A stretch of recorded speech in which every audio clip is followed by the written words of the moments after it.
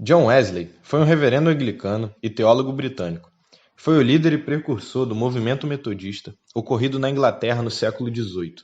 Nasceu em Epworth, na Inglaterra, no dia 17 de junho de 1703. Filho de um sacerdote anglicano, foi o 15º de uma família de 19 irmãos. Ainda na infância, com 5 anos de idade, John Wesley foi o último a ser salvo de uma forma miraculosa em um incêndio que destruiu toda a sua casa, onde ficara preso no segundo andar. A partir desse dia, Susana, sua mãe, dedicou-lhe atenção especial, pois entendeu que Deus havia poupado sua vida para algo muito especial. É interessante a gente ver a visão que a mãe dele já tinha aqui nesse momento.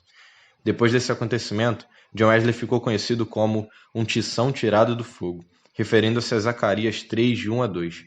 Ainda aos 5 anos de idade, Susana Wesley começou a alfabetizá-lo, usando o livro dos Salmos como apostila.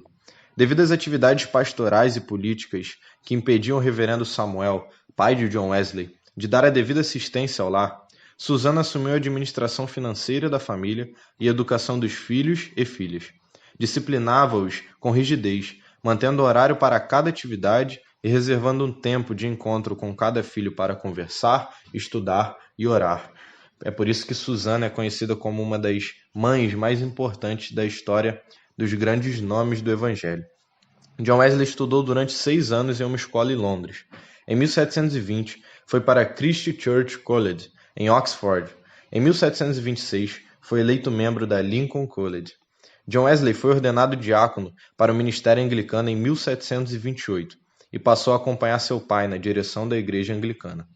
Em Oxford, Wesley se reunia com um grupo de estudantes, entre eles seu irmão Charles Wesley e o pastor George Whitefield, com a finalidade de estudar as escrituras e praticar a religião com fidelidade.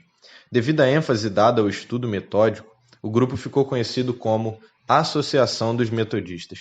Logo, John Wesley assumiu a liderança do grupo, cujas atividades religiosas incluíam várias práticas devotas como comungar uma vez por semana, orar diariamente, além de reservar 3 horas diárias para estudar a Bíblia. Nessa época, a Inglaterra vivia uma revolução industrial e o número de desempregados e mendigos era enorme, levando o grupo a se interessar pela questão social e pela miséria. Passou a fazer pregações, onde reuniu um grande número de pessoas na Inglaterra e na Irlanda. Fez campanha para diversas questões sociais, entre elas a reforma do sistema educacional e prisional. Após a morte de seu pai, Wesley estava cheio de dúvidas e aceitou o convite para evangelizar a colônia americana da Geórgia.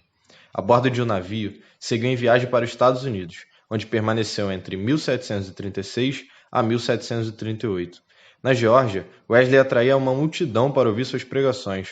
Apesar de Wesley ter a intenção de permanecer como membro da Igreja Anglicana, em 1740, o bispo de Londres negou-se a ordenar fiéis para atuarem nos Estados Unidos. Wesley chamou para si essa missão.